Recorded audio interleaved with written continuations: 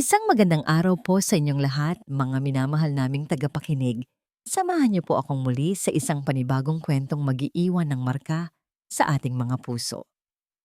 Sinasabi nila na ang tahanan ay kanlungan ng pagmamahal at kaligtasan. Ngunit paano kung sa loob mismo ng mga pader na dapat ay magpoprotekta sa iyo, nagkukubli ang isang panganib na hindi mo aakalaing posible? Ito ang kwento ng isang ina na ang tanging sandata ay ang kanyang tapang at pagmamahal.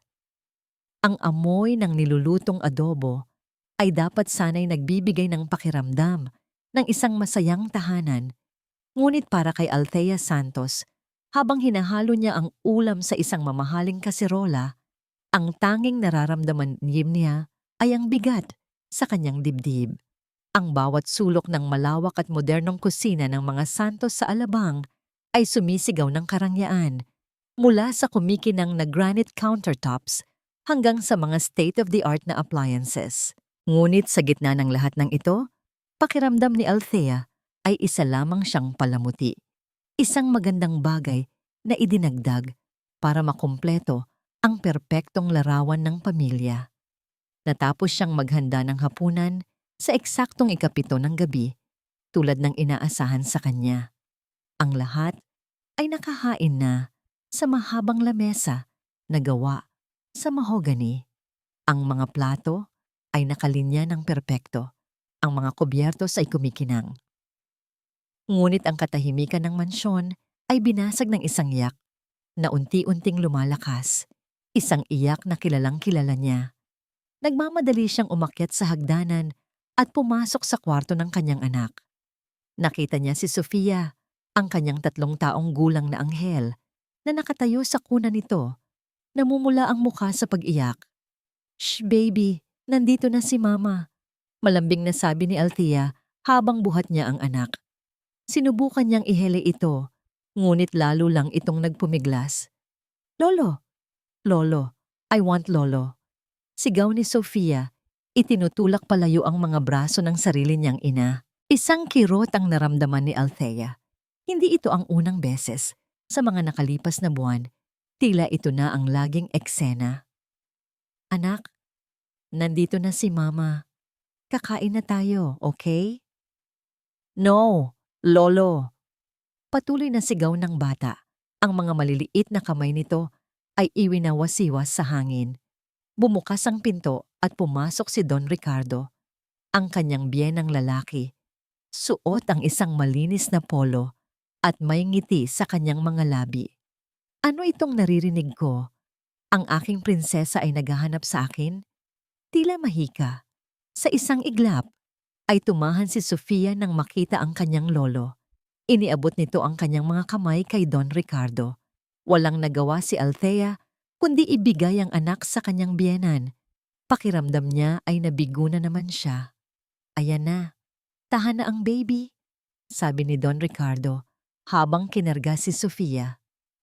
Agad na yumakap ang bata sa leeg ng matanda at isinubsob ang mukha nito sa kanyang balikat. "Ikaw talagang bata ka. Pinapahirapan mo ang iyong mama." Lumabas din mula sa likod si Imelda, ang kanyang biyenan.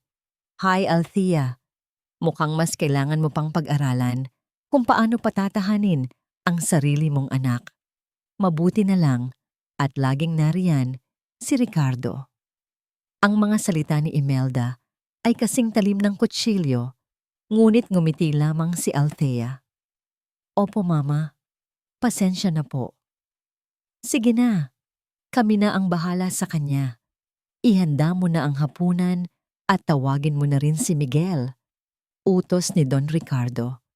Habang naglalakad siya palabas, narinig pa niya ang bulong ni Sofia, "I love you, Lolo."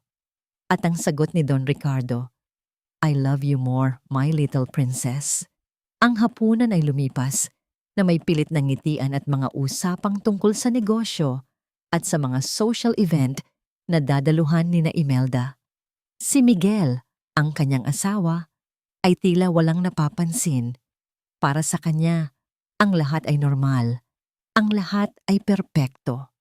Nang oras na para matulog, Muling naganap ang pamilyar na ritual. Si Sofia ay hindi mapatulog ni Althea. Muli itong umiyak at hinanap ang kanyang lolo. At muli, si Don Ricardo ang pumasok sa silid bilang tagapagligtas. "Hayaan mo na ako, anak. Sanay na ako rito," sabi ni Don Ricardo kay Althea na may ngiti. "Bumaba ka na at magkape muna kayo ni Miguel." Nag-aalangan man, sumunod si Althea. Ngunit sa pagkakataong ito, hindi siya tuluyang bumaba. Huminto siya sa pasilyo, sa dilim, at iniwan ang pinto ng kwarto ni Sofia na bahagyang nakaawang. May kung anong naguudyok sa kanya na manatili na magmatsyag. Narinig niya ang mahinang pagkanta ni Don Ricardo, isang lumang kundiman. Narinig niya ang dahan-dahang paghina ng mga hikbi ni Sofia hanggang sa ito'y naging mahimbing na paghinga. Nasilip niya ang anino ng matanda na nakayuko sa kuna. At doon niya nakita. Sa ilalim ng dim light ng lampshade, yumuko si Don Ricardo. Hinaplos nito ang pisngi ni Sofia, pagkatapos ay ang buhok. At dahan-dahan, idinampi niya ang kanyang mga labi sa natutulog na bata.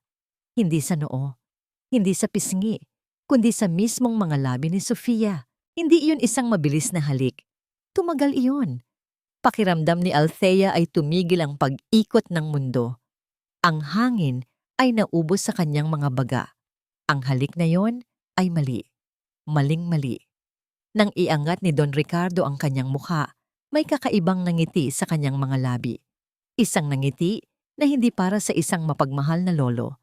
Isang ngiti na nagpadala ng yelo sa bawat ugat sa katawan ni Althea. Dahan-dahan siyang umatras. Ang kanyang mga kamay ay nanginginig habang tinatakpan niya ang sariling bibig upang pigilan ng isang sigaw. Nang makabalik siya sa kanilang silid, sumandal siya sa pinto. Humihingal na para bang tinakbo niya ang 1 milya. "Oh, nandyan ka na pala.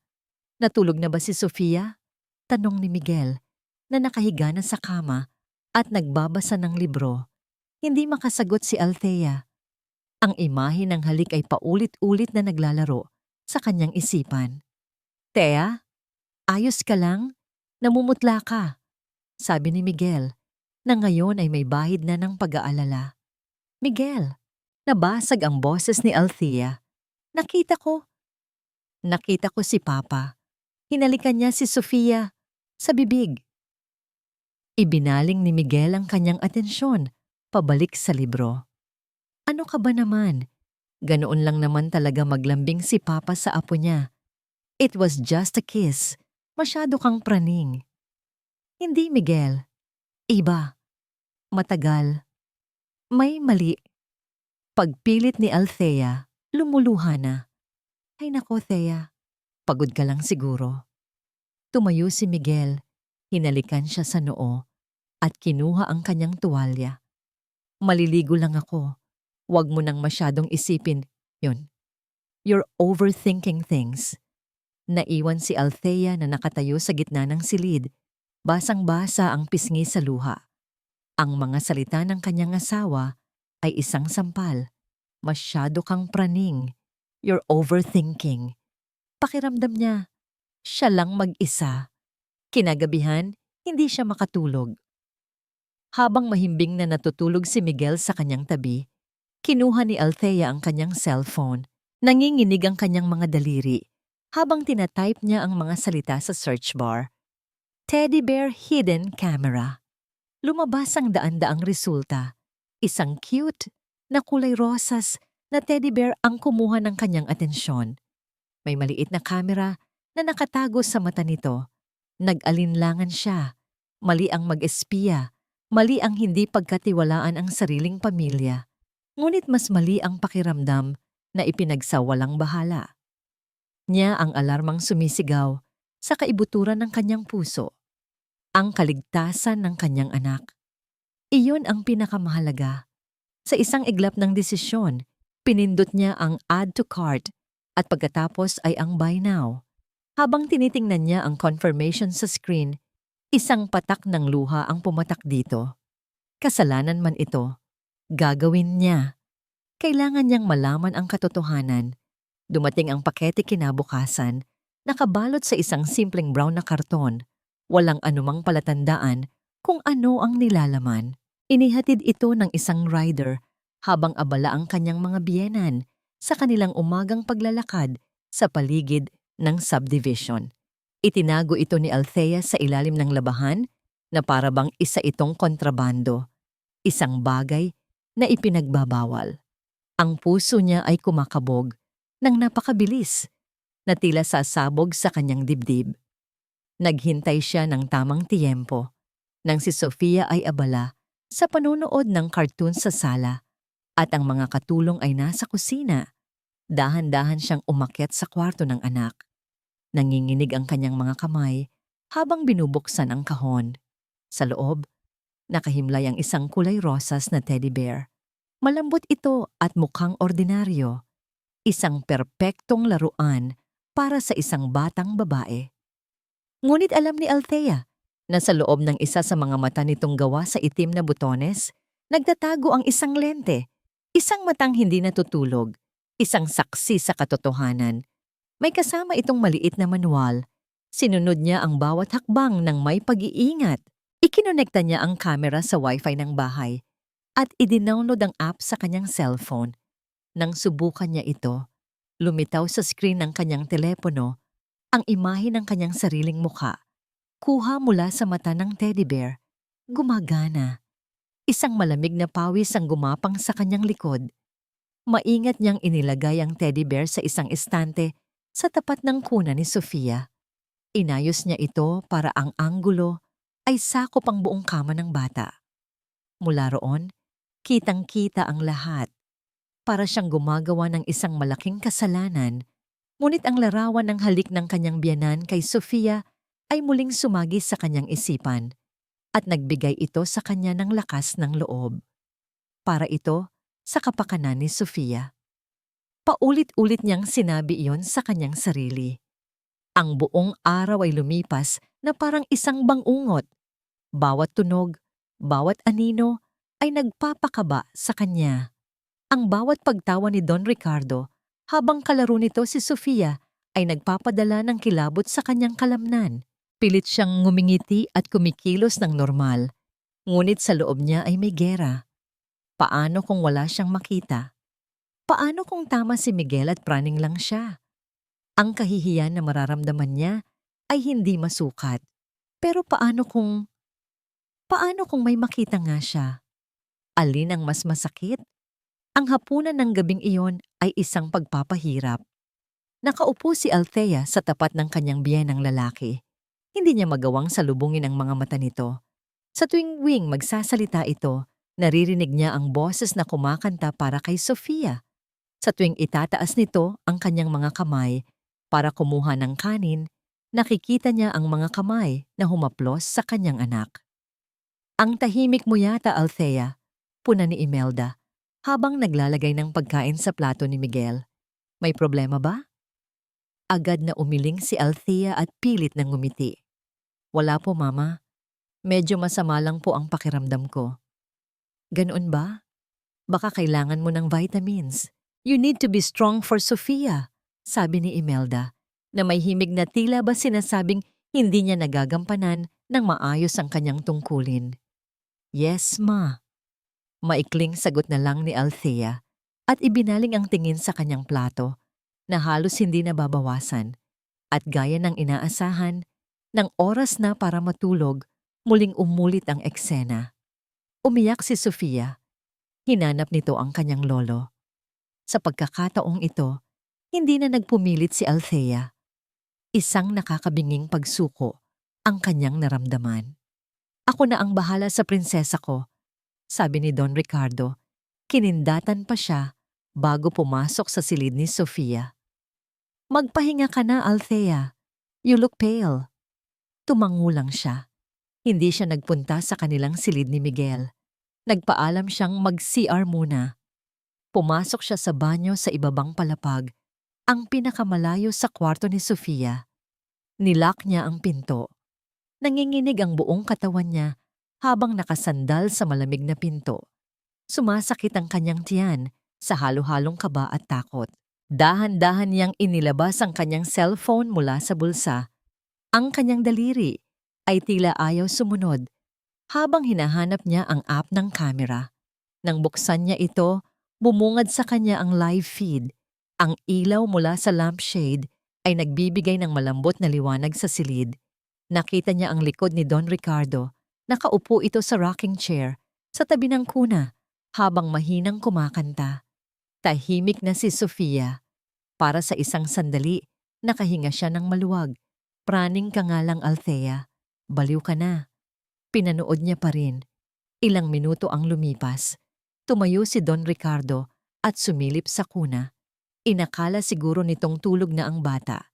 Dahan-dahan itong lumingon sa pinto, tila tinitiyak na walang nakatingin. At doon nagsimula ang impyerno. Mula sa maliit na screen ng kanyang cellphone, napanood ni Althea ang lahat. Nakita niya kung paano muling yumuko ang kanyang biyenan. Ngunit hindi na ito humalik sa labi. Ang mga kamay nito ay dahan-dahang pumasok sa ilalim ng pajama ni Sofia. Hinaplos nito ang maliit na dibdib ng bata. Pagkatapos ay bumaba. Bumaba pa. Hindi makahinga si Althea. Ang kanyang mga mata ay nanlalaki. Hindi makapaniwala sa nasasaksihan. Ang mundo niya ay gumuho. Ang bawat piraso ng kanyang pagkatao ay nawasak sa sandaling iyon. Ang hangin ay nawala. Ang tunog ay naglaho. Tanging ang karumaldumal na imahe sa kanyang cellphone ang totoo. May ibinubulong si Don Ricardo sa kanyang apo, ngunit hindi marinig ng audio ng kamera. Pero nakikita ni Althea ang nanangiti sa mukha nito. Isang ngatangiti ng kasiyahan, ng pagnanasa. Isang ngiti ng demonyo. Isang malakas na puwersa ang umakyat mula sa kanyang sikmura. Mabilis siyang tumakbo sa inidoro at doon inilabas ang lahat ng laman ng kanyang tiyan. Humahagulgol siya ng walang tunog. Ang lalamunan niya ay nasusunog. Ang kanyang mga luha ay walang tigil sa pag-agos. Ang pandidiri na naramdaman niya ay hindi maipaliwanag. Hindi para sa kanyang biyenan, kundi para sa kanyang sarili. Paano niya hinayaang mangyari ito? Nangihina siyang napasandal sa pader, nanginginig. Ang cellphone ay mahigpit pa ring hawak sa kanyang kamay. Ang screen ay nagpapakita pa rin ng imahe mula sa mata ng teddy bear. Iyon ang kanyang ebidensya. Iyon ang kanyang sumpa. Kasabay ng kanyang paghikbi, narinig niya ang ugong ng isang sasakyan na pumarada sa garahe. Ang tunog ng makina na pinapatay. Ang tunog ng pinto ng kotse na isinasara. Dumating na si Miguel. Ang tunog ng pagsara ng pinto ng kotse ay parang isang putok ng baril sa katahimikan ng gabi. At nagpabalik ito kay Althea sa kasalukuyan. Mabilis niyang pinatay ang live feed sa kanyang cellphone. Ang huling imahe na nakita niya ay ang pag-alis ni Don Ricardo sa kwarto ng anak niya na para bang walang anumang nangyari. Nanginginig pa rin ang kanyang mga tuhod. Naghilamos siya ng mukha. Sinubukang alisin ang mga bakas ng luha at ang pait ng suka sa kanyang lalamunan. Ngunit ang dumi na nararamdaman niya ay nasa kanyang kaluluwa. Kailangan niyang maging matatag. Kailangan niyang harapin si Miguel. Kailangan niyang maniwala na sa pagkakataong ito, pakikinggan siya ng kanyang asawa. Lumabas siya ng banyo at halos mabangga niya si Miguel sa pasilyo. Thea, kanina pa kita hinahanap. Akala ko kung napano ka na sa loob ng CR, sabi nito. May halong inis at pag-aalala. Ngunit natigilan ito nang makita ang itsura ng asawa. Diyos ko, anong nangyari sa'yo? Bakit ganyan ang itsura mo? Para kang nakakita ng multo. Hindi sumagot si Althea. Walang salitang kayang lumabas mula sa kanyang bibig. Sa halip, nanginginig niyang itinaas ang kanyang cellphone. Ang kanyang mga mata, na puno ng luha at takot, ang siyang nagsalita para sa kanya. Ano yan? Naguguluhang tanong ni Miguel. Panoorin mo. Halos pabulong na sabi ni Althea. Please, Miguel. Panoorin mo. May pag-aalinlangan sa mukha ni Miguel. Kinuha niya ang telepono. Marahil ay iniisip na isa na naman ito sa mga praning na sinasabi ni Althea. Ngunit nang mapanood niya ang video, ang tahimik na silid, ang anino ni Don Ricardo, Ang mga kamay nito na gumagapang sa ilalim ng pajama ni Sofia ang nakakakilabot ng ngiti. Ang mukha ni Miguel ay unti-unting nagbago. Nawala ang pagkakainis, napalitan ng pagkalito, na sinundan ng pagkamuhi, at sa huli ay ng purong pagkasuklam. Ano? Ano to? Hindi makapaniwalang bulong ni Miguel. Ang kanyang mga mata ay nakatutok pa rin sa screen, ngunit tila hindi na niya nakikita ang imahe. Ang kanyang tinig ay nanginginig, hindi sa takot, kundi sa galit na nag-uumapaw. Nakita ko kanina, habang kumakanta siya kay Sofia, paliwanag ni Althea, ang kanyang boses ay nagkalamat sa bawat salita. Ito yung dahilan kung bakit ayaw niyang magpatulog. Pilit niyang tinatago, Miguel, pero kitang-kita ko. Ang kanyang mga luha ay muling nagsimulang dumaloy. Hindi ko na kaya, Miguel. Hindi ko na kaya to.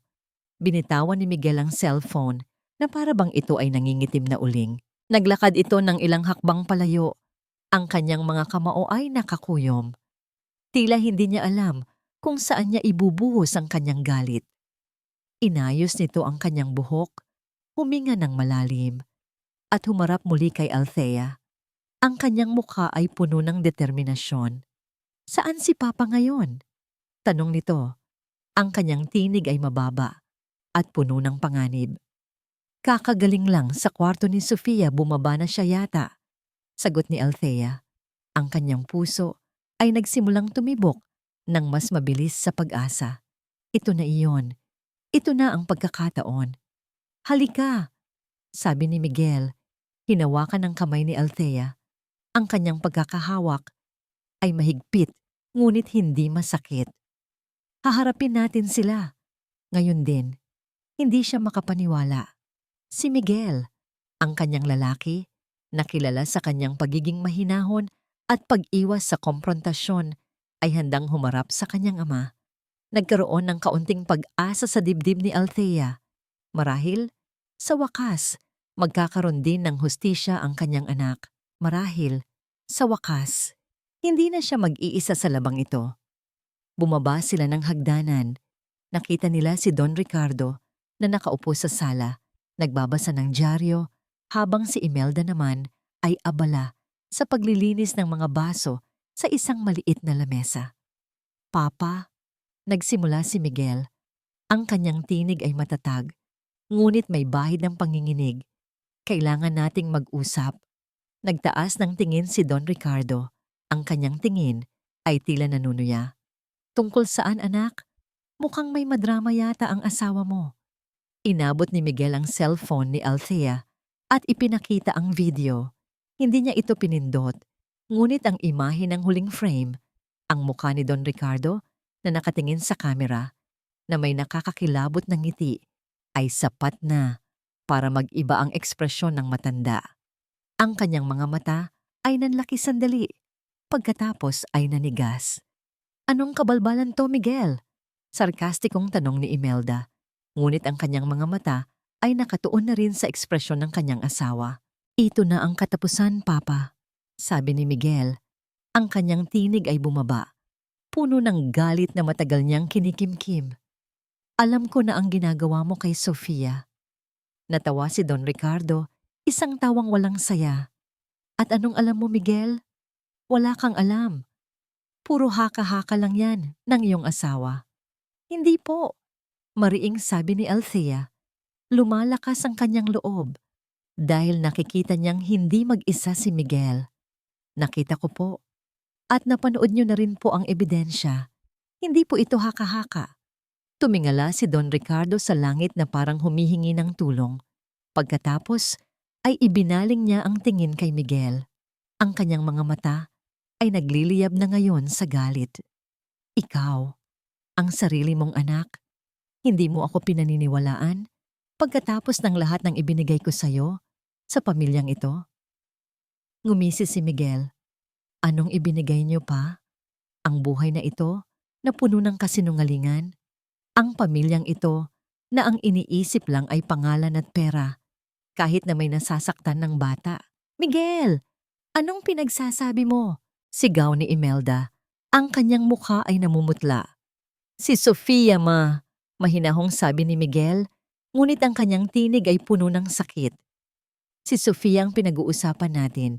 Hindi pwedeng ganito. Tigilan mo na kami, Miguel. Malamig na sabi ni Don Ricardo. Kung hindi ka maniniwala sa akin, maniwala ka sa akin. Aalis kami ng mama mo at iiwan namin kayong dalawa ni Althea dito. Magkasama kayong maghirap. Huwag mo lang babanggitin ang pangalan ng pamilya Santos. Nagulat si Althea sa banta. Ito ba ang kapalit ng pagiging matapang? Ang mawala ang lahat? Ngunit tumawa si Miguel. Isang tawa na puno ng pait. Akala nyo ba? Mahalaga sa akin ang pangalan nyo? Ang pera nyo? Tumingin siya sa kanyang ama. Pagkatapos ay sa kanyang ina. At sa wakas ay kay Althea. Ang pinakamahalaga sa akin ngayon ay ang kaligtasan ni Sofia at si Althea. Lumapit siya kay Althea at hinawakan ang kanyang mga kamay.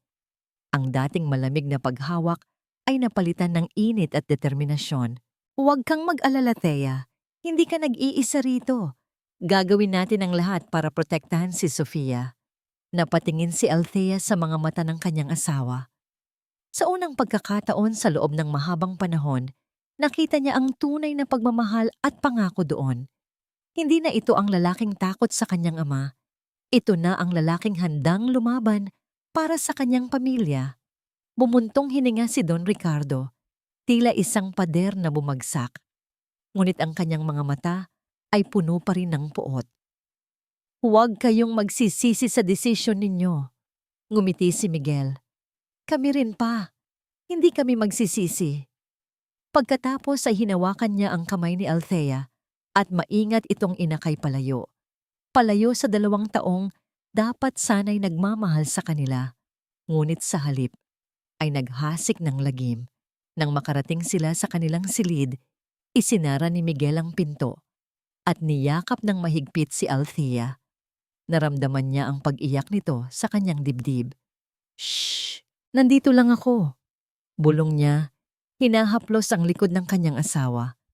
Hindi na siya mananakit pa. Hindi na natin hahayaang mangyari pa yon.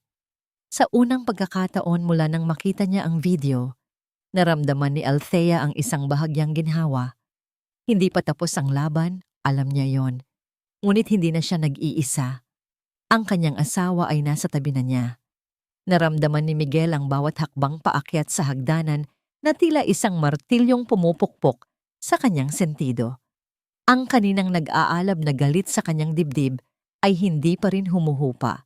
Ang imahe sa video, ang mga kamay ng kanyang ama sa kanyang anak, ay nakatatak sa kanyang isipan na parang isang branding iron. Hindi. Hindi niya ito palalampasin. Isinara niya ang pinto ng study room ng kanyang ama. Isang silid na amoy lumang libro, mamahaling tabako, at kapangyarihan. Ang malaking lamesa na gawa sa mahogany, ang mga leather-bound books sa estante, ang mga tropeo at plake ng pagkilala. Lahat ng ito ay mga simbolo ng imperyong binuo ni Don Ricardo Santos. Dati, ang silid na ito ay nagbibigay sa kanya ng inspirasyon. Ngayon, para itong isang kulungan. Humarap siya sa kanyang mga magulang. Si Althea ay naiwan sa kanilang silid sa utos niya. Ito ay laban niya. Laban ng isang anak sa kanyang ama. Ano ba talaga ang problema mo, Miguel? Si Don Ricardo ang unang bumasag sa katahimikan. Nakaupo ito sa kanyang swivel chair. Ang mga daliri ay magkakakrus sa ibabaw ng lamesa. Kalmado na para bang pinag-uusapan lang nila ang panahon. Dahil sa isang video na gawa-gawa lang ng asawa mo, sisirain mo ang kapayapaan sa bahay na ito? Gawa-gawa? Hindi napigilan ni Miguel ang mapakla na tawa. Papa, kitang-kita ko. Huwag niyo nang subukang magsinungaling. Hindi ako nagsisinungaling, mariing sagot ng matanda. Ang boses ay tumigas. Naglalambing lang ako sa apo ko. Kung may mali siya man, nasa isip lang yan ng asawa mo. Baka dapat si Althea ang kausapin mo. Baka may problema siya sa pag-iisip. Ricardo, tama na. Mahinang saway ni Imelda. Ngunit alam ni Miguel na ito ay isang palabas. Nakita niya ang paraan ng pagtingin ng kanyang ina. Puno ng pagkalkula. "Huwag niyong idamay si Althea dito." Sigaw ni Miguel. Ang kanyang boses ay umalingaw-ngaw sa silid. Siya ang biktima dito. Ang anak ko ang biktima. Sa puntong yon, nagsimulang umiyak si Imelda. Hindi isang hagulgol, kundi isang tahimik na pag-iyak na puno ng pighati. Isang pag-iyak na idinisenyo para wasakin ang puso ng isang anak. "Hindi ko akalain na darating ang araw na ganito," sabi ni Imelda sa pagitan ng mga hikbi, habang pinupunasan ang kanyang mga pisngi. "Ang sarili naming anak, mas pinaniniwalaan ang isang babaeng kararating lang sa pamilyang ito kaysa sa amin na nagpalaki sa kanya." Lumapit ito kay Miguel, ang mga mata ay puno ng luha. "Anak, hindi mo ba nakikita? Mula nang dumating si Althea, nag-iba ka na. Sinisira niya ang pamilya natin. Hindi siya marunong makontento. Binigay na natin ang lahat sa kanya. Ang bahay na ito, ang pangalan natin, ang buhay na hindi niya kailanman mararanasan. At ito ang isusukli niya? Isang kasinungalingan para wasakin ang iyong ama?" Ang bawat salita ni Imelda ay parang lason na dahan-dahang kumakalat sa sistema ni Miguel. Nagsimulang maghalo ang kanyang galit at pagkalito. Mahal niya si Althea, ngunit ang babaeng inilalarawan ng kanyang ina ay isang halimaw. Hindi ganyan si Althea. Mahinang depensa niya, ngunit kahit siya ay hindi na sigurado sa kanyang boses. "Talaga ba, Miguel?" Si Don Ricardo na ngayon ang nagsalita. Ang boses ay malamig at puno ng awtoridad. Tumayo ito at lumapit sa kanya. Tinapik siya sa balikat na parang isang disappointed na ama. "Ang trabaho mo sa kumpanya, sino ang nagbigay sa'yo? Ang kotseng minamaneho mo, ang bahay na tinitirhan ninyo ni Althea, lahat ng yan galing sa akin. Galing sa pangalan ng pamilyang ito." Tumingin ito ng diretso sa kanyang mga mata. "Isang maling galaw, Miguel, at lahat ng yan ay maaaring mawala. Isipin mo ang kinabukasan mo, ang kinabukasan ni Sofia. Gusto mo bang lumaki siya sa kahirapan dahil lang sa isang walang basehang akusasyon?" Biglang nanlamig si Miguel. Ang apoy ng kanyang galit ay unti-unting pinapatay ng nagyayelong takot. Ang takot na mawala ang lahat. Ang takot na mabigo, ang kahihiyan. Iyon ang kanyang pinakamalaking kahinaan.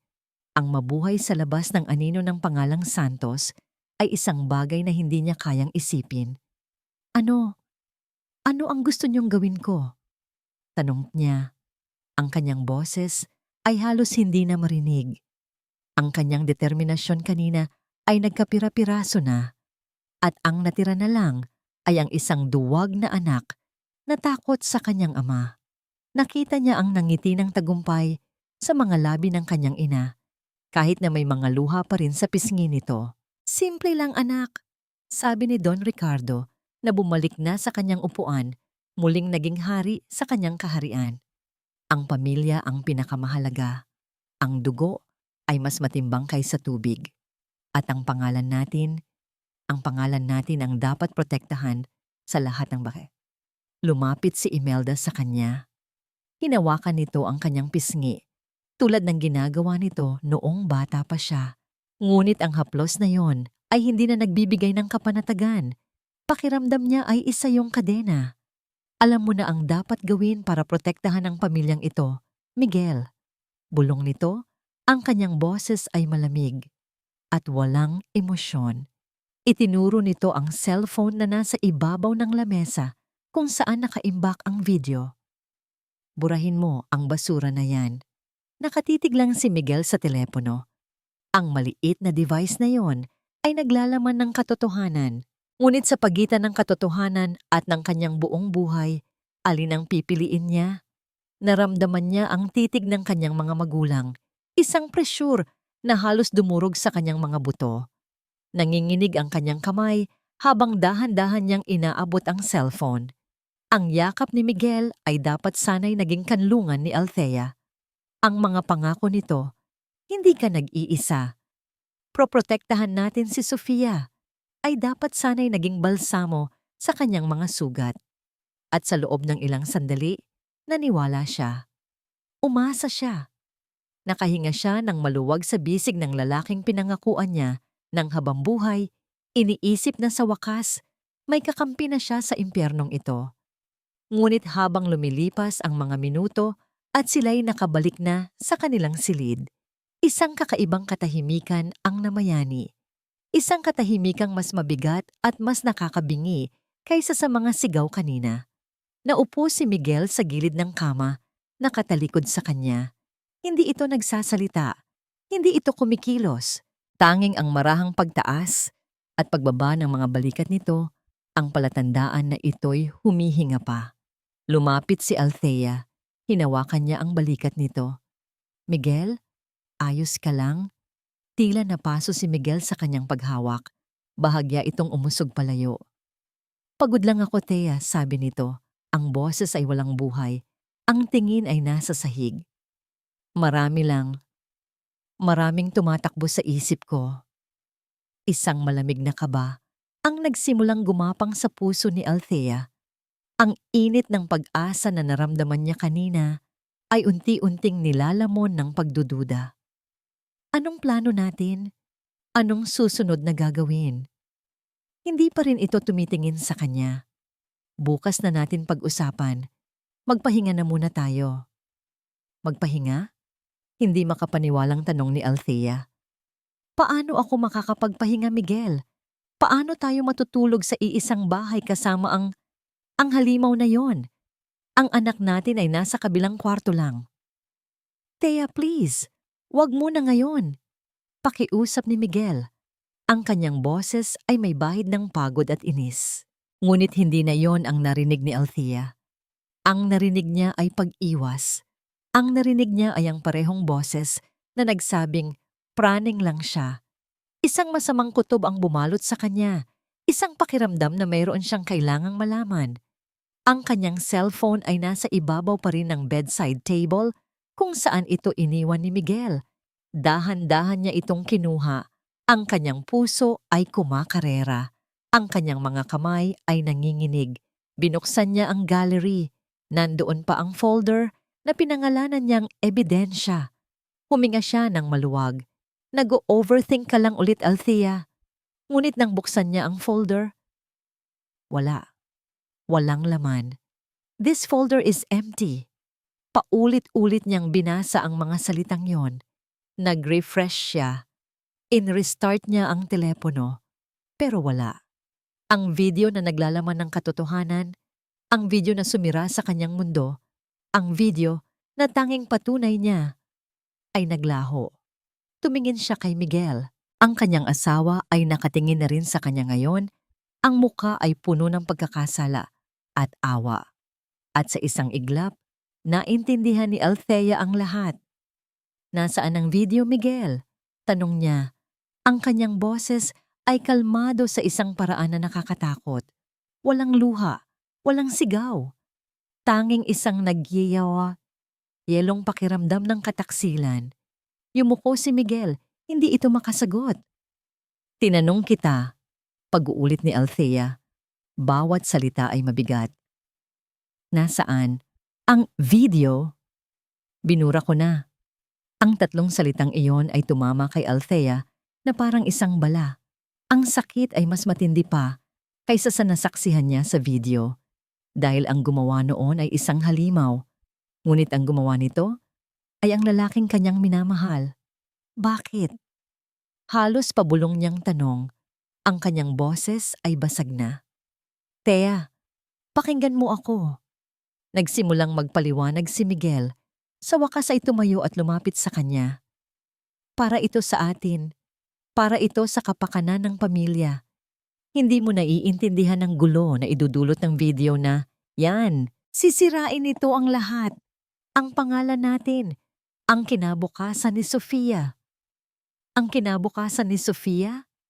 Sumigaw si Althea. Ang galit at pighati ay sumabog na mula sa kanyang dibdib. Ibinenta mo ang kinabukasan ng anak mo para sa pangalan at pera nila. Pinoprotektahan mo sila. Pinoprotektahan mo ang taong gumahasa sa sarili mong anak. Hindi iyon ganoon. Pagdedepensa ni Miguel, aayusin natin to sa loob ng pamilya. Kakausapin ko si Papa. Sisiguraduhin kong hindi na niya ulit lalapitan si Sofia. Hindi mo naiintindihan. Putol ni Althea. Ang mga luha ay bumubuhos na ngayon sa kanyang mga pisngi. Hindi ito isang bagay na inaayos lang. Isa itong krimen. At ikaw, tinanggal mo ang kaisa-isang ebidensya natin. Ginawa ko to para sa'yo, para sa atin. Desperadong sabi ni Miguel. Tumawa si Althea, isang tawang puno ng sakit at kabaliwan. Tumingin siya sa kanyang asawa, sa lalaking minsan niyang pinangarap na makasama habang buhay. Ngunit ang nakikita niya ngayon ay isang estranghero, isang duwag, isang kasabwat. Umatras siya. Lumayo mula sa pagtatangkang paghawak ni Miguel. Nakita niya ang lahat ng malinaw ngayon. Ang pagmamanipula ni Imelda, ang kapangyarihan ni Ricardo, at ang kahinaan ng kanyang asawa. Ipinagkanulo siya. Silang dalawa ng kanyang anak. Pinili mo sila, sabi niya. Ang kanyang boses ay muling naging malamig at walang emosyon. Sa pagitan ng tama at ng pamilya mo, pinili mo sila. Sa pagitan ng anak mo at ng ama mo, pinili mo ang ama mo. Habang nagsasalita siya, ang kanyang kamay ay tahimik na dumapos sa kanyang bulsa, kung saan nakatago ang isang maliit na bagay. Isang USB flash drive. Ang kopya na ginawa niya kaninang umaga, bago pa man niya ipakita ang orihinal kay Miguel. Isang desisyon na ginawa dahil sa isang hindi maipaliwanag na kutob. Isang desisyon na ngayon ay ang tanging magliligtas sa kanila. Itinaas niya ang kanyang tingin at sinalubong ang mga mata ni Miguel, mga matang puno ng pagsisisi at pagkalito. Ngunit huli na ang lahat. Ang tiwala ay nawasak na. Ang pag-ibig ay naging abo. Wala na akong asawa, deklara niya. Ang bawat salita ay isang hatol, isang pangako. Iniwan ni Althea si Miguel na nakatayo sa gitna ng kanilang silid. Isang estatwa ng pagsisisi at kahinaan. Hindi siya lumingon. Ang bawat hakbang palayo sa pintong iyon ay isang hakbang palayo sa buhay na minsan niyang pinangarap at isang hakbang papalapit sa kaligtasan ng kanyang anak. Wala nang oras para sa pag-iyak. Wala nang oras para sa panghihinayang. Ang tanging nararamdaman niya ngayon ay isang nagyayelong determinasyon. Ang bawat segundo na mananatili sila sa bahay na ito ay isang panganib. Alam niyang sa paggising ng araw, gagamitin nina Imelda at Ricardo ang lahat ng kanilang kapangyarihan para ikulong siyang muli sa gintong hawla na ito. At sa pagkakataong ito, baka hindi na niya muling makita ang kanyang anak. Ang oras ay 2:00 ng madaling araw. Ang buong mansyon ay natutulog sa isang nakakabinging katahimikan. Para siyang isang magnanakaw sa sarili niyang pamamahay. Dahan-dahan, halos hindi humihinga, kumuha siya ng isang backpack. Hindi damit o alahas ang kanyang inilagay. Kinuha niya ang lahat ng cash na naitago niya sa kanyang drawer, ang pasaporte niya at ni Sofia, ilang pirasong damit para sa bata, mga diaper, at isang bote ng gatas. Ang pinakamahalaga sa lahat, ang maliit na USB, ay ibinulsa niya sa pinakaloob ng kanyang maong, kung saan nararamdaman niya ang matigas na anyo nito sa bawat galaw niya. Iyon ang kanyang buhay. Iyon ang kanyang sandata. Ang pinakamahirap na bahagi ay ang pagkuha kay Sofia. Pumasok siya sa silid ng anak na parang isang anino. Ang ilaw mula sa buwan na tumatagos sa bintana, ang tanging liwanag niya. Mahimbing na natutulog ang kanyang munting anghel, ang kanyang paghinga ay payapa. Walang kamalay-malay sa kasamaang bumabalot sa kanyang mundo. Yumuko si Althea. Idinampi niya ang kanyang mga labi sa noo ng anak. Isang patak ng luha na kanina pa niya pinipigilan ang pumatak sa pisngi ni Sofia. Mabilis niya itong pinunasan. Hindi ito isang halik ng pamamaalam. Isa itong pangako. Iligtas kita, anak. Kahit anong mangyari, ililigtas kita. Maingat na maingat. Binuhat niya ang natutulog na bata mula sa kuna. Niyakap ito ni Sofia sa kanyang leeg, bumulong ng mama sa pagtulog, at muling nahimbing. Binalot niya ito sa isang makapal na kumot. Ang bawat kaluskos ng sahig ay parang isang sigaw sa katahimikan habang tinatahak niya ang pasilyo. Bawat anino sa dilim ay tila nag-aabang na kaaway. Nilagpasan niya ang pinto ng silid ng kanyang mga biyenan. Nilagpasan niya ang pinto ng study room kung saan ipinagkanulo ang kanyang pagtitiwala. Nakarating siya sa main door. Ang pagpihit sa seradura ay tila umalingaw-ngaw sa buong kabahayan, ngunit walang nagising. Binuksan niya ang pinto ng kaunti lang, sapat para makalabas sila. Nang makatapak siya sa malamig na simento sa labas, doon lang siya nakahinga. Hindi siya lumingon pabalik. Naglakad siya ng mabilis, palayo sa mansyon, palayo sa subdivision. Ang bawat poste ng ilaw na kanyang nilalagpasan ay tila isang spotlight na naglalantad sa kanyang pagtakas. Nang makarating siya sa gate ng subdivision, nagpanggap siyang naglalakad lang at sinabing masama ang pakiramdam ng kanyang anak at kailangan niya ng sariwang hangin. Pinagbuksan siya ng gwardya ng walang tanong. Sa labas ng pader ng alabang, ang mundo ay ibang-iba. Ang katahimikan ay napalitan ng ugong ng iilang sasakyan na dumadaan kahit madaling araw na. Pumuwesto siya sa isang madilim na waiting shed at nag-abang. Isang bus na patungong probinsya ang huminto. Batangas. Doon nakatira si Sarah, ang kanyang matalik na kaibigan mula kolehiyo. Siya lang ang tanging taong naiisip niyang mapagkakatiwalaan. Sumakay siya sa bus. Umupo siya sa dulo, malapit sa bintana, kung saan hindi siya gaanong mapapansin. Habang umaandar ang bus palayo sa kumikinang na mga ilaw ng Maynila, niyakap niya ng mahigpit si Sofia. Pinanood niya ang mga gusali, ang mga mansyon, ang buhay na kanyang iniiwan na unti-unting lumiliit sa distansya hanggang sa maging maliliit na tuldok na lang ito ng liwanag. Sa loob ng ilang oras na biyahe, hindi siya pumikit. Ang kanyang mga mata ay laging nakatingin sa labas ng bintana.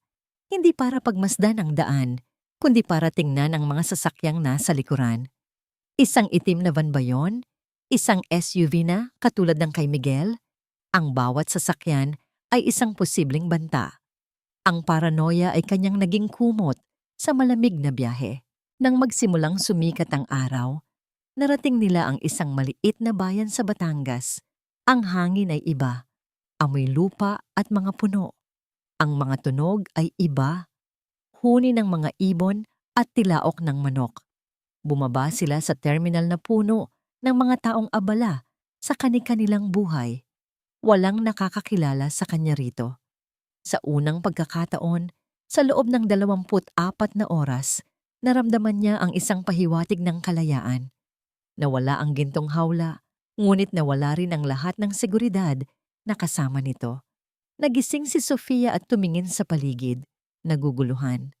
Mama, where are we? Nasa adventure tayo, baby. Pilit na ngiting sabi ni Althea. A new adventure for you and me. Humanap siya ng isang maliit na karinderya at doon tinawagan si Sarah. Sarah, ako to. Si Thea, kailangan ko ng tulong. Ilang minuto lang, dumating ang kaibigan niya.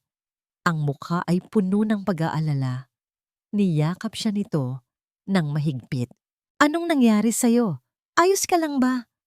Sa yakap ng kaibigan, doon lang bumigay ang pader na itinayo ni Althea. Humagulgol siya. Habang pauwi sila sa bahay ni Sarah, sa wakas ay naramdaman niya ang isang bahagyang kapayapaan.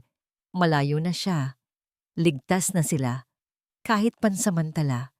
Kinuha niya ang kanyang cellphone para i-text ang kanyang ina para lang ipaalam na ayos lang siya at huwag mag-alala. Ngunit bago pa man niya magawa yon, isang mensahe ang pumasok mula sa isang unknown number. Binuksan niya ito. 2 pangungusap lang. Nasaan ka man, mahahanap ka namin. At kapag nahanap ka namin, hinding-hindi mo na makikita ang anak mo. Ang kapayapaang naramdaman niya ay biglang naglaho, pinalitan ng isang mas matinding takot. Ang pagtakas ay hindi pala kasing simple ng pag-alis. Ang mga galamay ng mga santos ay mas mahaba kaysa sa kanyang inaakala. Ang text message ay parang isang kamandag na mabilis na kumalat sa buong sistema ni Althea. Pinapatay ang kakarampot na kapayapaan na naramdaman niya sa yakap ng kaibigan. Ipinakita niya ang telepono kay Sarah na nanlaki ang mga mata pagkabasa. Diyos ko, Thea, paano nila nalaman ang numero mo? Takot na tanong ni Sarah. Hindi ko alam. Sagot ni Althea, ang boses ay nanginginig. May pera sila, Sarah. May kapangyarihan. Kaya nilang gawin ang lahat. Ang lahat na yon ay mas malala pa pala sa kanyang inaakala. Kinabukasan, habang nagkakape sila at pinapanood si Sofia na naglalaro sa sahig gamit ang ilang lumang laruan, isang balita sa social media ang bumungad sa kanila. Ipinakita ni Sarah ang kanyang cellphone kay Althea. Nasa isang kilalang news website ito. Ang headline, Anak ng kilalang negosyante, tinangay ng asawang may mental health issues. At sa ilalim nito, isang perpektong family picture. Si Miguel, si Sofia, at siya. Ngunit sa litratong yon, habang nakangiti ang lahat, ang ngangiti ni Althea ay tila pilit at ang kanyang mga mata ay may bahid ng kalungkutan. Isang litratong pinili para patunayan ang kanilang naratibo. Binasa niya ang artikulo. Ang pangalan niya ay naroon, inilalantad sa buong mundo. Sinasabi na siya ay dumaranas ng matinding postpartum depression at paranoid delusions. May mga pahayag mula sa isang malapit na kaibigan ng pamilya na nagsasabing labis silang nag-aalala sa kaligtasan ng bata dahil sa erratic behavior ni Althea. Ang kanyang pag-alis ay hindi pagtakas, kundi isang kidnapping. Walang hiya sila, gigil na sabi ni Sarah. Gumagawa sila ng kwento, kasinungalingan lahat to. Ngunit para kay Althea, ang mga salita ay tumagos na parang mga pako. Pakiramdam niya ay hinuhubaran siya sa harap ng publiko. Ang kanyang pagkatao ay binubura at pinapalitan ng isang imahe ng isang baliw at desperadong babae. Ang makinarya ng mga santos ay gumagana na at ang una nitong ginawa ay sirain ang kanyang kredibilidad. Ilang sandali pa, tumunog ang kanyang telepono. Ang pangalan ng kanyang ina ang nakarehistro. Saglit siyang nag-alangan, ngunit sinagot din niya, umaasang makakahanap ng kahit kaunting kakampi. Ma? Althea, nasaan ka anak? Diyos ko, nakita namin ang balita. Anong pinaggagawa mo? Ang boses ng kanyang ina ay puno ng panik, ngunit meron ding kahihiyan. Ma, hindi totoo yon. Kasinungalingan lahat. Kailangan kong umalis para protektahan si Sofia. Protektahan? Putol ng kanyang ina. Althea, tumawag sa amin si Imelda. Umiiyak. Nag-aalala sila sa'yo. Sa apo nila. Anak, umuwi ka na. Ayusin niyo yan ng maayos. Huwag mo nang palakihin ang gulo. Isipin mo ang kahihiyan na idudulot nito sa pamilya natin. Parang sinaksak si Althea sa puso. Ang kahihiyan. Iyon ang mas mahalaga. Hindi ang kaligtasan ng kanyang apo. Hindi ang katotohanan. Ma, hindi niyo naiintindihan. May ginawang masama si Don Ricardo kay Sofia. Althea! Tama na! Sigaw ng kanyang ina sa kabilang linya. Baka totoo nga ang sinasabi nila. Baka nalilito ka lang. Anak, para sa kapakanan mo, bumalik ka na kay Miguel. Magpatawad ka. Makinig ka sa akin. Binabaan siya ng telepono. Nakatitig lang si Althea sa kawalan, ang kanyang sariling ina. Ang babaeng dapat unang maniniwala sa kanya ay mas pinili ang maniwala sa mga kasinungalingan ng isang makapangyarihang pamilya. Pakiramdam niya, wala na siyang kakampi. Siya at si Sofia laban sa buong mundo. Kailangan natin ng abogado. Mariing sabi ni Sarah na tila nabasa ang kawalan ng pag-asa sa kanyang mukha. May ebidensya ka, Thea. Iyon ang importante. Sa tulong ni Sarah, nakahanap sila ng isang abogado sa bayan. Isang matandang lalaki na may maliit na opisina sa itaas ng isang pawn shop. Ikinuwento ni Althea ang lahat. Ipinakita niya ang kopya ng video sa USB. Noong una, ang abogado ay puno ng interes. Ito ay isang malaking kaso. Isang kaso na magpapayanig sa mundo ng mayayaman. Ito ay malinaw na child abuse, Mrs. Santos. Sabi ng abogado, malakas ang laban natin. Ngunit habang nag-uusap sila, tumunog ang telepono ng abogado. Lumabas ito sandali para sagutin. Nang bumalik ito sa loob ng opisina, iba na ang itsura nito. Namumutla ito at hindi makatingin ng diretso kay Althea. Pasensya na, Mrs. Santos, sabi nito. Inaayos ang mga papel sa kanyang lamesa na hindi naman kailangang ayusin. Pagkatapos ng masusing pag-iisip, sa tingin ko ay hindi ko kayang tanggapin ang kaso mo. May conflict of interest. Conflict of interest? Paano po? Naguguluhang tanong ni Althea. Basta, pasensya na. Masyadong malaki ang pamilya Santos. Mahihirapan tayong manalo. Mabilis nitong sabi at itinayo na sila. Malinaw na gustong paalisin na sila sa kanyang opisina. Naiwan silang nakatayo sa labas, sa ilalim ng init ng araw. Tinanggihan, ipinagtabuyan. Ang huling sinag ng pag-asa ay namatay. May ebidensya nga siya. Ngunit walang saysay ito kung walang matapang na taong handang dalhin ito sa korte. Ang mga galamay ng mga Santos ay umaabot kahit saan. Bumalik sila sa bahay ni Sarah na talunan. Naupo si Althea sa isang upuan sa kanilang maliit na sala. Pinanood niya si Sofia na masayang naglalaro sa sahig. Kinakausap ang isang manika, ang kanyang anak. Ang kanyang inosenteng anak na walang kamalay-malay sa digmaang ipinaglalaban niya para dito. Napuno ng luha ang kanyang mga mata, ngunit sa pagkakataong ito, hindi dahil sa awa sa sarili. Dahil sa galit, isang nag-aalab na galit na nagbigay sa kanya ng panibagong lakas.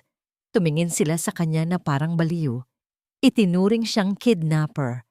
Tinalikuran siya ng sarili niyang pamilya. Tinakbuhan siya ng hustisya. Pero habang nabubuhay siya, hinding-hindi siya susuko para sa batang naglalaro sa sahig. Sa gitna ng kanyang tahimik na panunumpa, nag-vibrate ang kanyang cellphone. Isang mensahe mula sa isang social media app. Hindi niya kilala ang pangalan, ngunit binuksan niya pa rin. Ang profile picture ay isang babaeng mukhang bata pa, nakasalamin at may seryosong itsura. Ang mensahe ay maikli lang. Miss Althea Santos, ako po si Attorney Katrina David. Nabasa ko ang article tungkol sa inyo. Huwag po kayong maniwala sa kanila.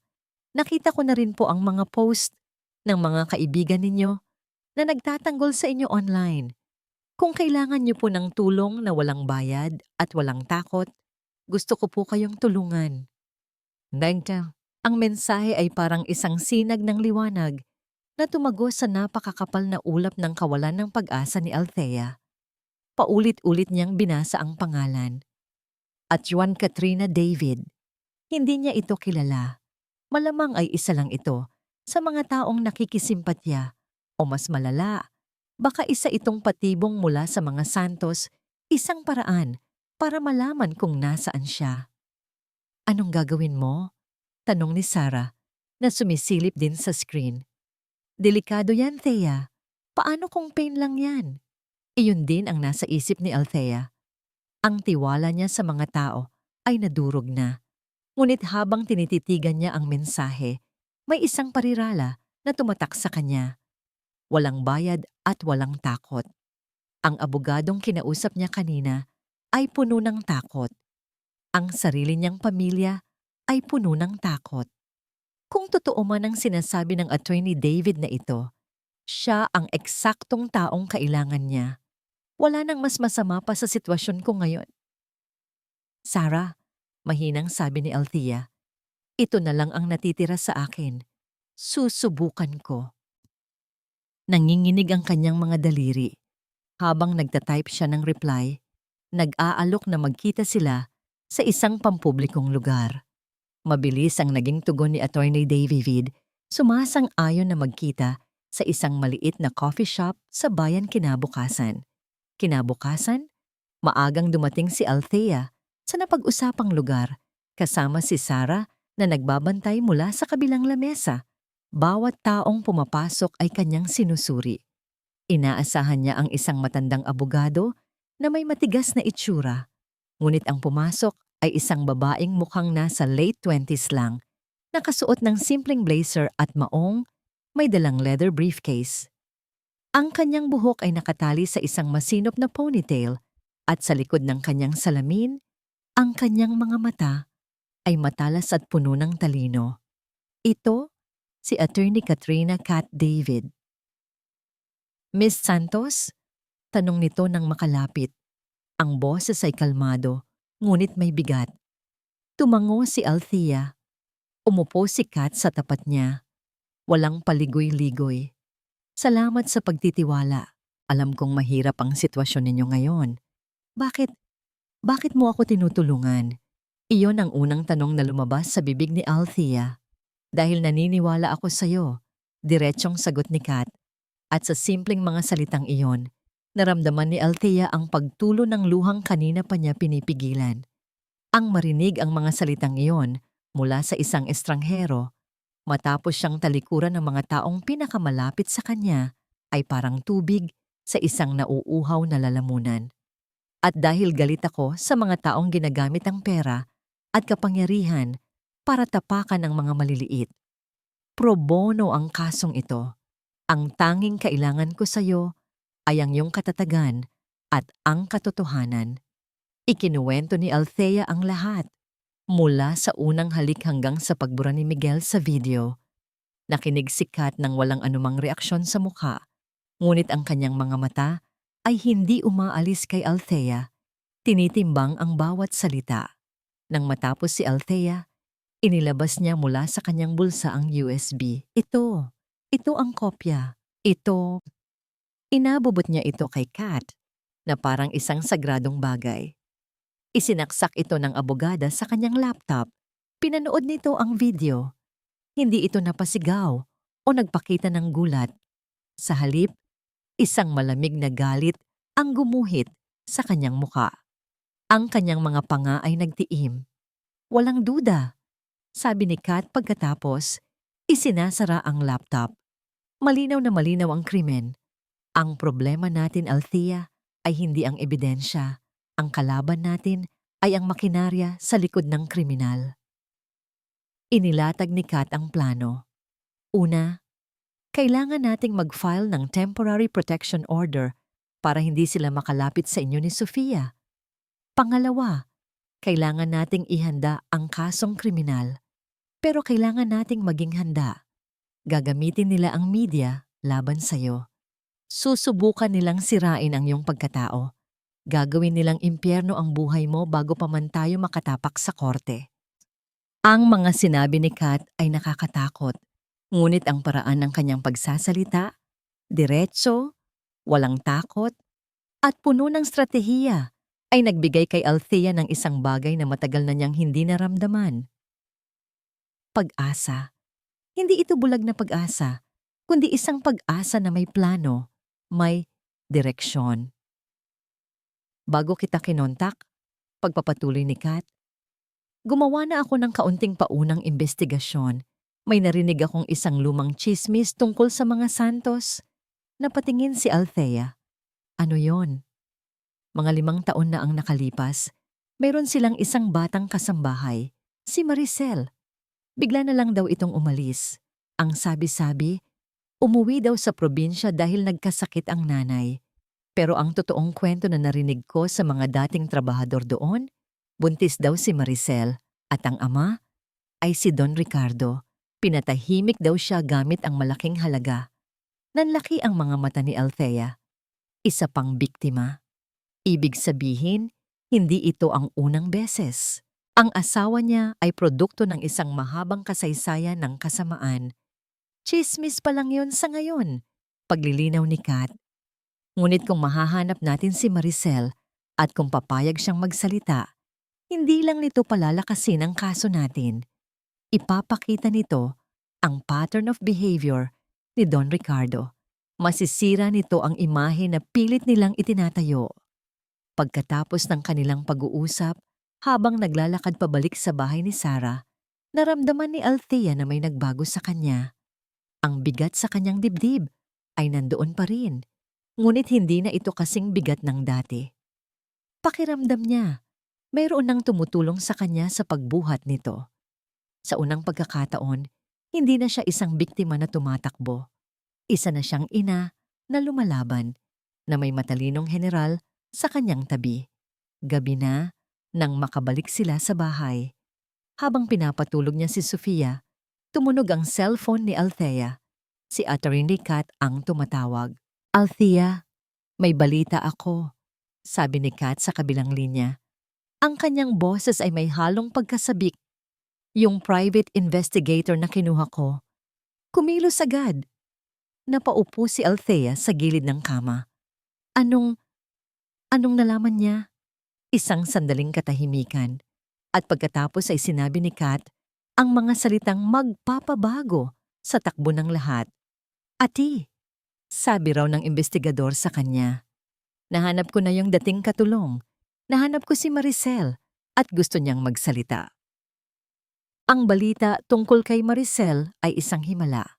Sa unang pagkakataon, sa loob ng maraming araw, nakatulog si Althea nang may kaunting kapayapaan sa kanyang puso. Hindi na lang ito kwento niya laban sa kwento ng mga santos. Mayroon ng isa pang boses, isa pang katotohanan. Paggising niya kinaumagahan habang pinapanood si Sofia na naglalaro sa maliit na sala ni Sarah, naramdaman niya ang isang panibagong lakas. Hindi na siya isang takas, isa na siyang mandirigma na naghahanda para sa laban. "Mukhang maganda ang gising mo," puna ni Sarah habang iniaabot sa kanya ang isang tasa ng mainit na kape. "Ibang-iba ka na kumpara kahapon." Ngumiti si Althea, isang tunay na ngiti. "Dahil sa wakas, may pag-asa na, Sarah. Hindi na ako nag-iisa." Nagsasaya pa sila sa kanilang munting tagumpay nang biglang yumanig ang buong bahay. Hindi dahil sa lindol, kundi dahil sa sunod-sunod, malalakas, at mararahas na katok sa pinto. Isang pagkatok na puno ng galit at pagkainip, tila gigibain ang manipis na pinto. Nagkatinginan sila ni Sarah, ang ngiti sa kanilang mga labi ay biglang naglaho, pinalitan ng takot. Mabilis na binuhat ni Althea si Sofia na nagsimula ng umiyak dahil sa gulat. "Sino yan?" Nanginginig na tanong ni Sarah. Walang sumagot. Sa halip mas lumakas pa ang pagkatok na sinabayan na ngayon ng isang sigaw. "Althea, buksan mo itong pinto kung ayaw mong gumawan kami ng eskandalo dito." Ang boses na yon, ang malamig at matinis na boses na yon ay hindi niya kailanman malilimutan. Si Imelda. "Huwag mong bubuksan," bulong ni Althea kay Sarah. Umatras siya palayo sa pinto. Mahigpit na yakap si Sofia. Ngunit huli na ang lahat. Tila may sumipa sa pinto at bumukas ito ng malakas. Pumasok si Imelda Santos na parang isang bagyo, ang kanyang mamahaling damit at alahas ay tila hindi bagay sa simpleng bahay ni Sarah. Ang kanyang muka ay puno ng puot at sa likod niya, nakatayo na parang isang multo, ay si Miguel, ang kanyang asawa. Namumutla, magulo ang buhok, at ang kanyang mga mata ay puno ng sakit at pag-aalinlangan. "Ayan ka lang pala," sigaw ni Imelda. Ang kanyang mga mata ay parang mga punyal na nakatutok kay Althea. "Walang hiya kang babae ka. Matapos mong sirain ang pangalan namin, magtatago ka rito na parang isang daga at tinangay mo pa ang apo ko." "Umalis po kayo dito," matapang na sabi ni Sarah, humaharang sa pagitan ni Imelda at Althea. "Wala kayong karapatan dito." Huwag kang makialam dito. Hamak na kaibigan. Itinulak ni Imelda si Sarah ng malakas, dahilan para matumba ito sa sahig. Sarah! Sigaw ni Althea, pero ang atensyon ni Imelda ay nasa kanya na. Mabilis itong lumapit. Ang mga kuko na pula ay handang manakmal. Akin na ang bata, Althea. Hindi ka karapat-dapat na maging ina. Isa kang baliw. Isa kang sinungaling. Huwag! Sigaw ni Althea. Itinatago si Sofia sa kanyang likuran, lalo namang umiyak ang bata sa takot. Huwag mong lalapitan ang anak ko! Doon na nagsimula ang pinakakakilakilabot na eksena sa buhay ni Althea. Sinugod siya ni Imelda. Hinablot nito ang braso ni Sofia. Nagsimula ang isang marahas na pag-aagawan. Bitiwan mo siya! Nasasaktan siya! Pagmamakaawa ni Althea, habang pilit na hinihila pabalik ang kanyang anak, na ngayon ay humahagulgol na sa takot at sakit. Mama! Mama! Sigaw ni Sofia. Hindi ko siya ibibigay sa'yo. Isa kang masamang impluensya. Sisirain mo ang buhay niya tulad ng pagsira mo sa pamilya namin. Ganti ni Imelda, ang kanyang lakas ay nakakagulat. Sa gitna ng kaguluhan, ang mga mata ni Althea ay napako sa lalaking nakatayo lang, malapit sa pinto. Si Miguel, nakatingin lang ito sa kanila.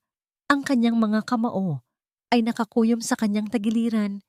Ang mga luha ay umaagos sa kanyang mga pisngi. Ngunit wala siyang ginagawa. Hindi siya kumikilos. Parang isang manunood lang siya sa isang palabas kung saan ang mag-ina niya ang sinasaktan. Ang lahat ng lakas ni Althea ay tila naubos. Ang pag-asa niya ay naglaho.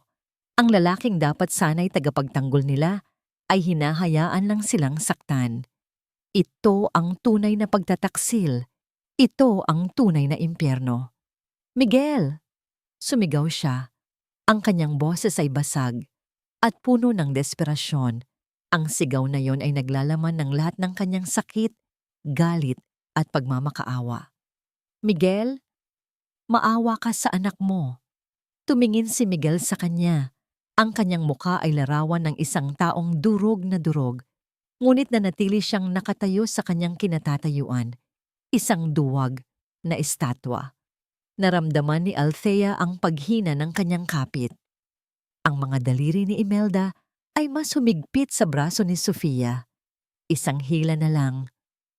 Hindi mo sisirain ang pamilya namin, sigaw ni Imelda. Ang kanyang mukha ay malapit na sa kanya. Ang kanyang mga mata ay nagliliyab. Sa isang malakas na hila, halos makuha na nito si Sofia mula sa kanyang mga bisig. Si Miguel ay nanatiling hindi kumikilos, isang bilanggo ng kanyang sariling kaduwagan. Sa bingit ng pagkatalo, habang nararamdaman ni Althea ang unti-unting pagkawala ng lakas sa kanyang mga braso at ang pag-agaw ni Imelda sa kanyang anak, isang malakas na sigaw ang bumasag sa kaguluhan. Bitawan niyo ang bata! Ang boses ay hindi galing kay Miguel. Ito ay boses ng awtoridad. Biglang bumukas ng maluwag ang pinto. Pumasok si Attorney Cat David at sa likod niya ay dalawang unipormadong pulis. Natigilan si Imelda. Ang kanyang kamay ay nanigas sa braso ni Sofia. Ang kanyang mukha, na kanina'y puno ng puot, ay nagpakita ng isang guhit ng pagkalito at pagkabigla. Sino kayo? Anong ginagawa niyo sa pamamahay na ito? Ako si Attorney Katrina David, ang abogado ni Mrs. Althea Santos. Kalmadong sabi ni Kat, ngunit ang kanyang mga mata ay matalim na nakatutok kay Imelda. At narito kami, kasama ang mga pulis dahil sa report ng physical assault, trespassing at attempted kidnapping. Kidnapping! Tumawa si Imelda ng mapakla. Ako ang lola. Kinukuha ko lang kung ano ang sa amin. Wala po kayong kustodya sa bata, Mrs. Santos. At ang pagpasok ninyo rito, nang walang pahintulot at pilit na pagkuha sa kanya, ay labag sa batas. Paliwanag ni Kat. Ngunit bago pa man makasagot si Imelda, isang anino pa ang lumitaw sa likod ng mga pulis. Isang babaeng payat, nakayuko, at halatang takot. Ngunit sa kabila ng takot, may determinasyon sa kanyang mga mata. Si Maricel, ang dating katulong. Nang makita ni Imelda ang babae, ang kulay sa kanyang mukha ay biglang nawala. Kung kanina ay galit siya, ngayon ay napalitan ito ng purong gulat at takot. Kilala niya kung sino ito. Ikaw? Bulong ni Imelda. Opo, senyora. Ako nga po, sabi ni Maricel. Ang kanyang boses ay nanginginig ngunit malinaw. Tumingin siya sa mga pulis. Sir, ako po si Maricel. Dati po akong katulong sa bahay ng mga Santos. Lumapit si Maricel. Bawat hakbang ay tila isang malaking pasanin. Tumingin siya kay Althea ng may awa. Pagkatapos ay kay Miguel ng may lungkot. 5 taon po. 5 taon ko pong kinimkim to. Huminga siya ng malalim. Buntis po ako nang paalisin niya ako. At ang tatay po ay si Don Ricardo. Ang pag-amin na yon ay parang isang bombang sumabog sa loob ng maliit na sala. Kasinungalingan, sigaw ni Imelda. Binayaran ka para siraan kami. Kung kasinungalingan po, bakit niyo po ako binigyan ng ₱250,000 para manahimik at umalis? Matapang na sagot ni Maricel, ang mga luha ay nagsisimula nang mamuo sa kanyang mga mata. Nawala po ang anak ko, pero hinding-hindi ko po makakalimutan ang ginawa niya sa akin. Ang lahat ng ito ay nasasaksihan ni Miguel, ang sigaw ng kanyang anak, ang pag-amin ni Maricel, ang takot sa mukha ng kanyang ina. Tila isang salamin ang nabasag sa kanyang harapan at nakikita na niya ngayon ang lahat ng kasinungalingan na kanyang pinaniwalaan. Hindi pa tapos, sabi ni Attorney Kat. Inilabas niya ang kanyang laptop at ang USB na bigay ni Althea. Humarap siya sa mga pulis. At ito mga sir, ang ebidensya kung bakit umalis si Mrs. Santos sa kanilang bahay. Ipinakita niya ang video. Ang katahimikan sa silid ay nakakabingi habang pinapanood ng mga pulis ang karumal-dumal na ginawa ni Don Ricardo. Ang kanilang mga profesional na mukha ay nagtiim sa galit at pandidiri. Isang malakas na hikbi ang kumawala sa lalamunan ni Miguel. Nakita niya ang video sa screen. Nakita niya ang katotohanan na napilit niyang binura.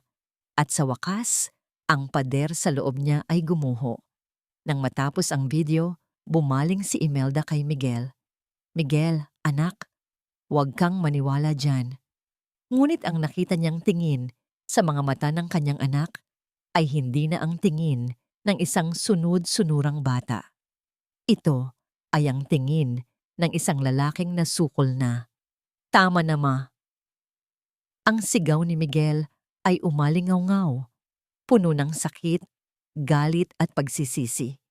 Isang sigaw na nagmula sa kaibuturan ng kanyang kaluluwa. Mabilis siyang kumilos. Lumapit siya sa naguguluhang si Althea at si Sofia. Hinila niya sila palayo sa kanyang ina at itinago sa kanyang likuran. Ang kanyang mga braso ay nagsisilbing panangga. Humarap siya sa kanyang ina. Ang mga luha ay malayang umaagos sa kanyang mga pisngi. Tama na. Tama na po sa kasinungalingan. Tama na sa pagtatakip, sabi niya. Ang kanyang boses ay basag. Ako? Ako ang may kasalanan. Dapat pinakinggan ko siya. Dapat prinotektahan ko sila. Sa gitna ng lahat ng yon, isa pang sasakyan ang huminto sa labas. Pumasok si Don Ricardo Santos. Ang kanyang mukha ay nagpapakita ng inis. Ano ang kaguluhan nito? Imelda, anong ginagawa mo? Natigil siya nang makita ang eksena sa kanyang harapan. Ang mga pulis, si Attorney David, ang umiiyak na si Maricel, at ang kanyang durog na anak na pinoprotektahan ang mag-ina nito. At sa kamay ng isang pulis, ang warrant of arrest para sa kanya.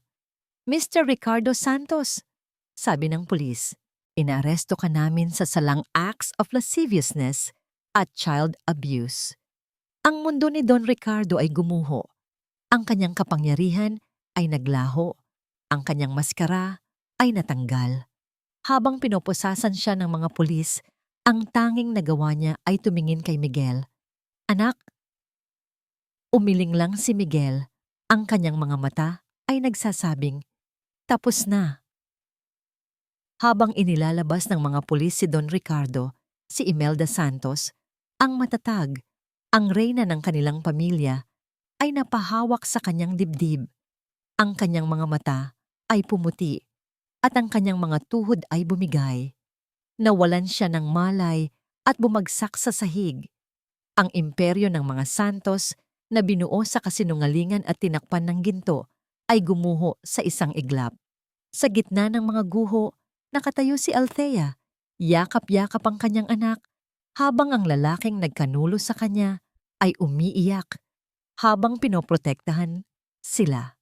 Ang hustisya, sa wakas, ay nagsimula ng dumating. Ang pagsabog ng iskandalo ng pamilya Santos ay mas malakas pa sa inaasahan ni Althea. Ito ang laman ng bawat telebisyon, bawat pahayagan, bawat sulok ng social media. Ang kanilang perpektong larawan ay nabasag sa milyon-milyong piraso sa harap ng buong bansa. Ang pangalang minsan ay simbolo ng kapangyarihan at yaman ay naging simbolo na ngayon ng kahihiyan at kasuklam-suklam na krimen. Pinapatay ni Althea ang telebisyon sa maliit na apartment na nirentahan nila ni Atty. Kat sa isang lugar na malayo sa kabihasnan. Hindi niya gustong marinig, hindi niya gustong makita. Para sa kanya, hindi ito isang tagumpay na dapat ipagdiwang. Ito ay isang trahedya, isang maruming katotohanan na kailangan niyang harapin araw-araw para sa kanyang anak. Ang tunay na laban ay hindi sa korte, kundi sa loob ng kanilang munting tahanan. Ang unang session nila sa isang child psychologist ay isa sa mga pinakamahirap na araw para kay Althea. Ang opisina ay puno ng mga laruan at maliliwanag na kulay, isang lugar na dapat ay masaya. Ngunit si Sofia ay nakakapit lang sa kanyang binti. Ayaw bumitaw. Ayaw nitong magsalita.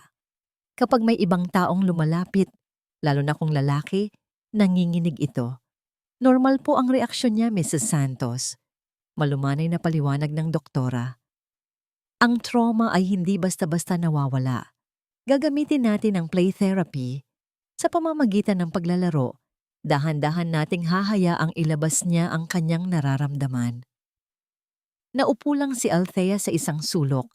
Pinapanood ang kanyang anak na tahimik na nakaupo sa sahig. Hindi ginagalaw ang mga laruan sa kanyang paligid.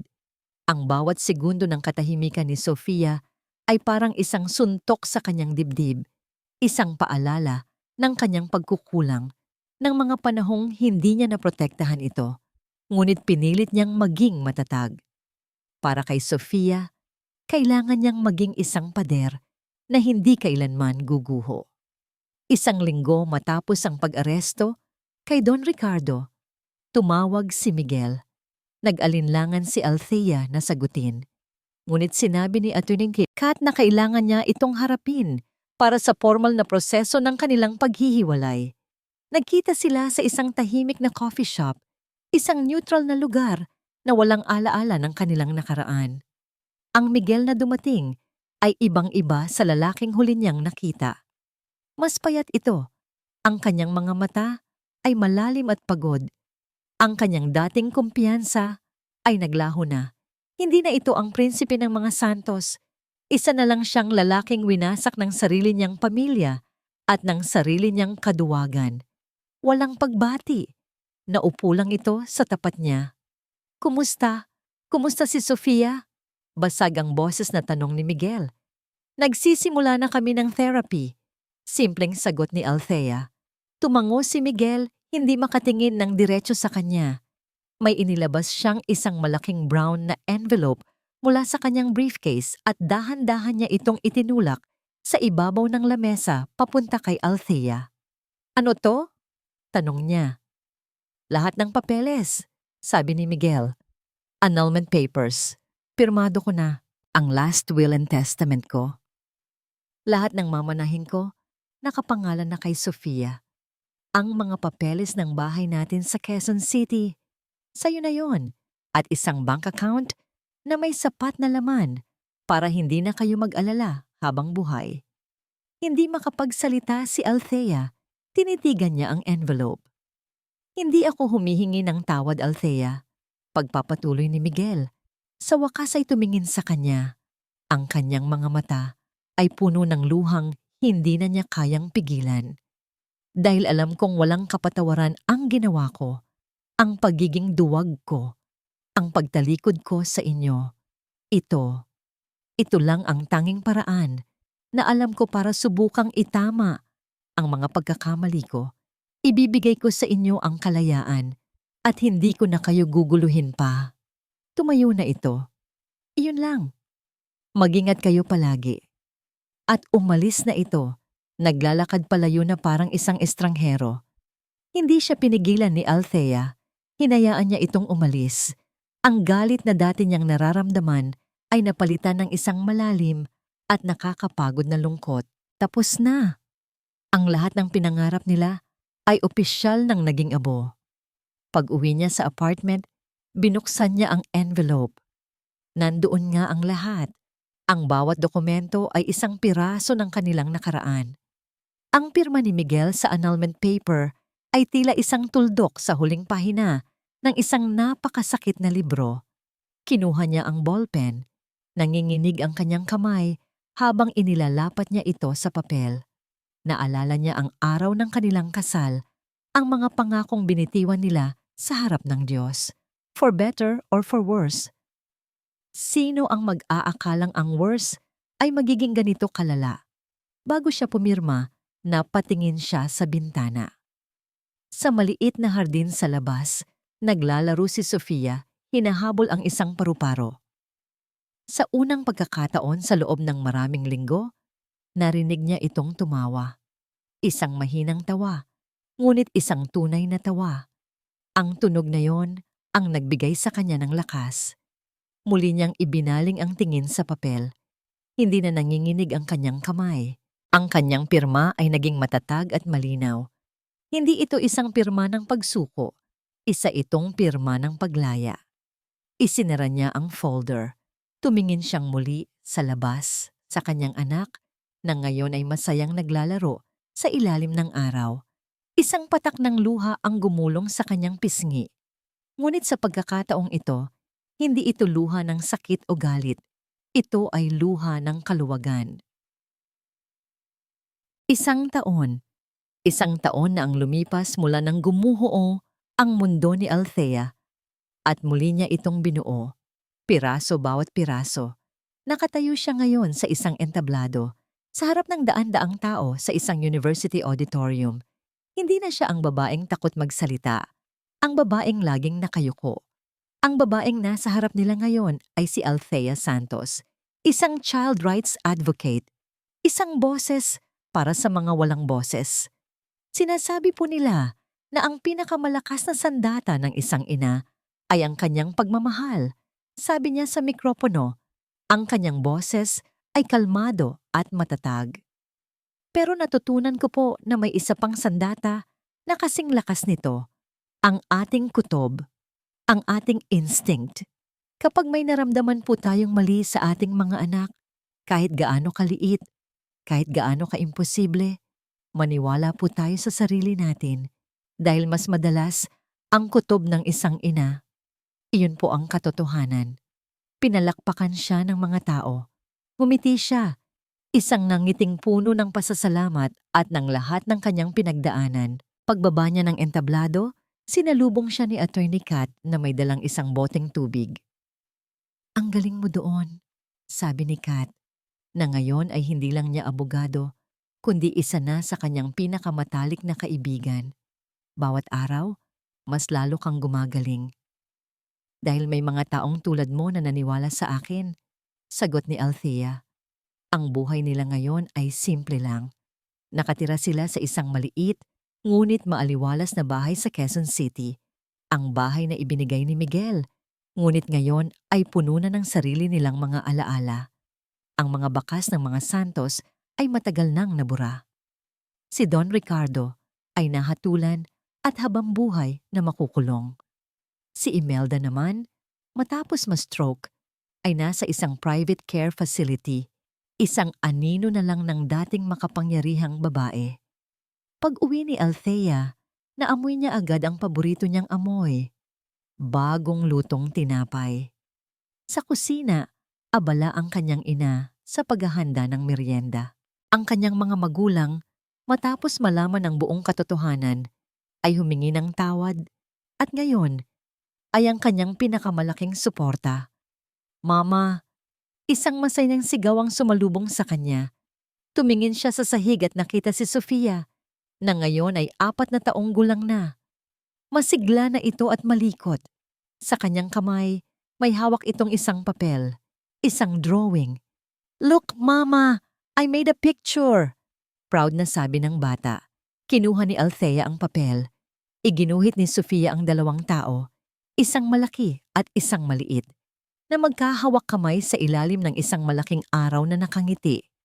Ang kanilang mga mukha ay iginuhit na may malalaking nangiti. Sa itaas, nakasulat sa paunti-unting letra, Mama and Sofia. Niyakap niya ng mahigpit ang anak. "Ang ganda, baby. This is the most beautiful picture in the world." Kinagabihan, habang inaayos niya ang mga sulat sa kanyang maliit na study table, may isang sobre na kumuha ng kanyang atensyon.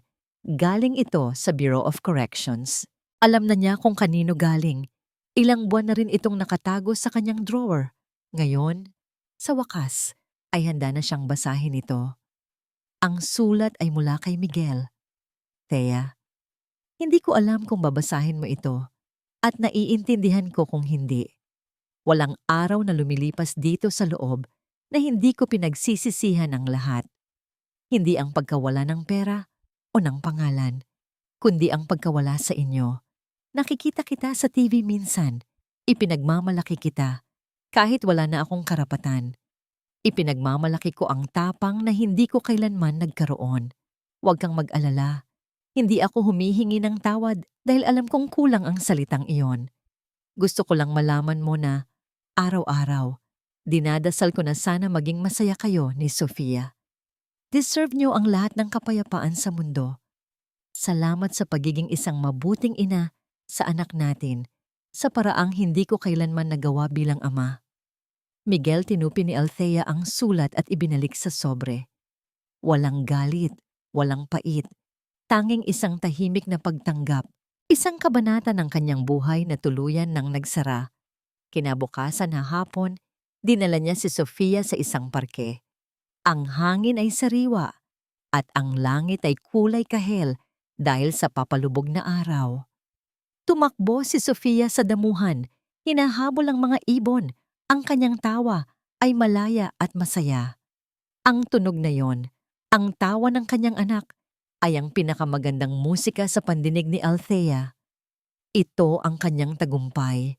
Ito ang kanyang gantimpala. Naupo siya sa isang bench at pinanood lang ang kanyang anak. Ang lahat ng sakit, lahat ng luha, lahat ng laban, lahat ay naging sulit para sa sandaling ito. "Mama, look!"